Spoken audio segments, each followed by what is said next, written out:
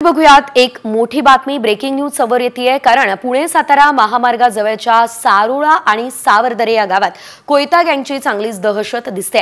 रात्री धारदार शस्त्र घेऊन फिरणाऱ्या अज्ञात चोरांच्या टोळीची ही दहशत आहे। सीसीटीव्ही मध्ये ही संपूर्ण दृश्य कैद झाली आहे। ग्रामस्थांना मध्यरात्री ही टोळी फिरताना दिसली आणि त्यांच्या सतर्कतेमुळे कोयता गँगने धूमही ठोकली आहे। पोलिसांकडून नागरिकांना सतर्क राहून खबरदारी घेण्याचं आवाहन सध्या केलं जात आहे। कोयता गँगची दहशत आणि त्यामुळे ग्रामस्थ चांगलेच भयभीत झाले असल्याचं देखील पाहायला मिळत आहे। एकंदरीत पुणे सातारा महामार्गाजवळ कोयता गँगची ही दहशत आपल्याला पाहायला मिळते आणि त्यामुळे नागरिकांमध्ये भीतीचं वातावरण तर पसरलेलं आहेच।